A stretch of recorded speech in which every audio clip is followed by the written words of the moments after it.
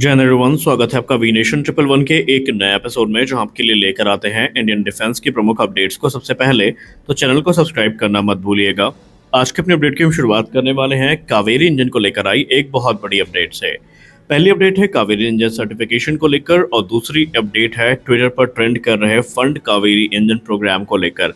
आइए जानते हैं कि क्या अब अमेरिका की तरफ से जो 50% का टैरिफ लगा दिया गया है, उसके बाद से भारत ने एक बड़ी सीख ली है, और क्या अब युद्ध स्तर पर कावेरी 2.0 की शुरुआत होने वाली है। अचानक से एक बार फिर से कावेरी इंजन ट्रेंडिंग में क्यों है। ये वीडियो बहुत सारी अपडेट्स को लेकर आया है, और आपके बहुत सारे जो डाउट्स हैं अब कावेरी इंजन को लेकर, ये खत्म होने वाले हैं। तो चलिए शुरू करते हैं आज का अपना ये वीडियो। इसमें कोई संदेह नहीं है कि भारत अभी भी इंडिजिनस जेट इंजन टेक्नोलॉजी को विकसित करने में स्ट्रगल कर रहा था, लेकिन बीते कुछ समय में भारत को इस क्षेत्र में एक के बाद एक जो बड़ी सफलताएं हैं वो देखने को मिली हैं।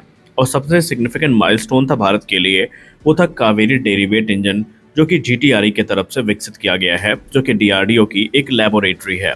सोर्सेज की बात माने तो कावेरी डेरिवेट इंजन, या जिसको आप केडीई के नाम से जानते हैं, ये अब अपने सर्टिफिकेशन के रास्ते पर अग्रसर हो चुका है, और बहुत स्ट्रॉन्ग चांसेस हैं कि 2026 में इसका सर्टिफिकेशन पूरा हो जाएगा, और उसके बाद जो इन फ्लाइट टेस्ट हैं वो आयोजित किए जाएंगे। लेकिन ये इन फ्लाइट टेस्ट अब रूस वाले नहीं होंगे, बल्कि ये इन फ्लाइट टेस्ट आयोजित किए जाने की बात कावेरी का तेजस में इंटीग्रेशन से संबंधित है। आइए जानते हैं मामला। देखिए, एक बार जैसे ही सर्टिफिकेशन इसको मिल जाता है, तो गैस टरबाइन रिसर्च एस्टैब्लिशमेंट ने क्लियर कर दिया है कि वो एक कॉम्पिटिटिव बिडिंग को इनिशिएट करेगी, जहां पर एक प्राइवेट सेक्टर पार्टनर को सेलेक्ट किया जाएगा, और वो पूरी तरीके से इंजन की असेंबली वर्क को पूरा करेगा। ये इंडियन एयरफोर्स के घातक यूकैप प्रोग्राम में यूज़ किए जाने वाले कावेरी इंजन होंगे, और इंडियन एयरफोर्स अभी ये एक प्रोजेक्शन लेकर चल रही है कि अप्रॉक्सीमेटली इनिशियली तकरीबन 150 की संख्या में जो घातक यूकैप हैं, ये भारतीय वायुसेना की तरफ से खरीदे जाएंगे, और आने वाले भविष्य में ये नंबर्स जो हैं और भी बढ़ सकते हैं। लेकिन जो इंजन मैन्युफैक्चरर सेलेक्ट किया जाएगा, उसे तकरीबन 160 से 170 कावेरी डेरिवेट इंजन के जो ऑर्डर है वो मिलेंगे, और ये एक ट्रांसफॉर्मेटिव शिफ्ट होगा, क्योंकि इस प्रोग्राम को पूरा करने की जिम्मेदारी जो प्राइवेट सेक्टर कंपनी है इसको मिलेगी, और बाकायदा उनको कावेरी इंजन की जो ट्रांसफर ऑफ टेक्नोलॉजी है वो प्रदान करी जाएगी। कावेरी डेरिवेट इंजन की बात करें तो ये GTX 35VS, जिसको आप कावेरी इंजन के नाम से जानते हैं, उसका ही एक नॉन आफ्टर बर्निंग वेरिएंट है, जो कि 13 टन वजनी घातक अनमैन्ड कॉम्बैट एयर व्हीकल को पावर करने के उद्देश्य से बनाया गया है। घातक एक स्टेल्दी मल्टी रोल प्लेटफॉर्म होने वाला है, जो कि deep strike mission, air to air combat और ISR मिशन को एग्जीक्यूट करने का काम करेगा। इसके लिए कावेरी डेरिवेट इंजन सबसे सूटेबल माना गया है, क्योंकि ये इंजन अब 49 से लेकर 55 किलोटन का जो ड्राई थ्रस्ट है उसको स्टेबल तौर पर प्रदान कर रहा है।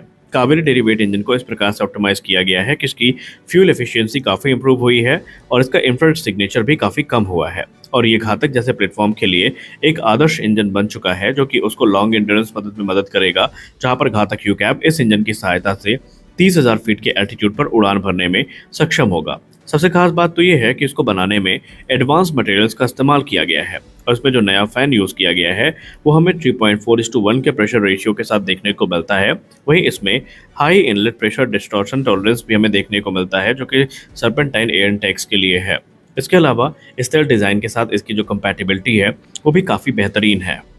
लेकिन जीटीआरई की तरफ से एक बेहतरीन जो यहाँ पर कदम है वो उठाया गया है। गैस टरबाइन एस्टैब्लिशमेंट ने एक बड़ा डिसीजन लिया है, और वो डिसीजन ये है कि कावेरी इंजन का जो प्रोडक्शन है वो जीटीआरई की तरफ से नहीं होगा। उन्होंने कंफर्म कर दिया। इसके लिए हम एक कॉम्पिटिटिव बिडिंग ऑर्गेनाइज करेंगे, और यहाँ पर हम एक करंट प्रैक्टिस से हटकर प्रैक्टिस करेंगे, जहाँ पर प्राइवेट सेक्टर को मौका दिया जाएगा, जैसे कि गोदरेज स्पेस हो गए, जिन्होंने ऑलरेडी 2 इंजन डिलीवर कर दिए हैं, और बाकी के 6 इंजन अगस्त से लेकर सितंबर 2025 के बीच में डिलीवर हो जाएंगे।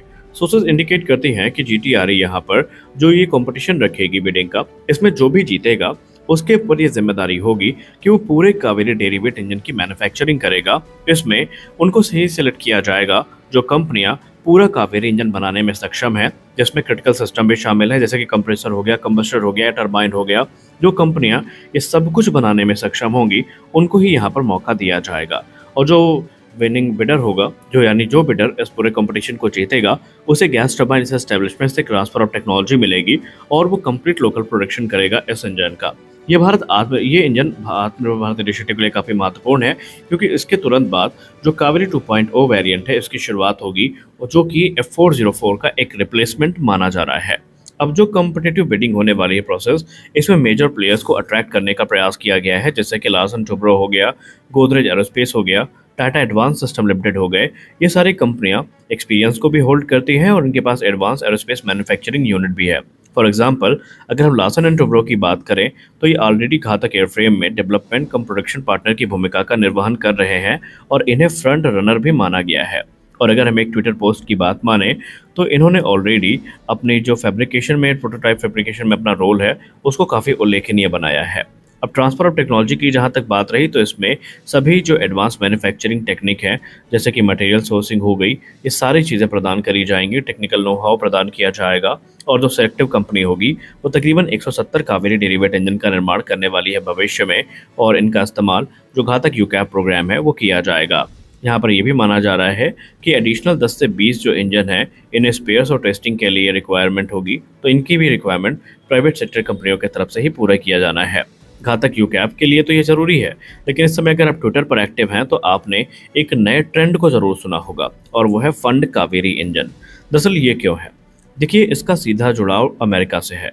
अमेरिका की तरफ से कल डोनाल्ड ट्रंप जो है वो इस समय झल्लियाए हुए हैं। अगर हम ग्रामीण भाषा में बात करें, अच्छी भाषा में बात करें तो बहुत खुन्नस में है। उसके पीछे का कारण ये है, अमेरिका ने भारत को भी पाकिस्तान के तराजू में तौलने की कोशिश करी। उनको लगा कि हम भारत को धमकी देंगे, भारत घुटने पर आ जाएगा, लेकिन भारत ऐसा नहीं किया।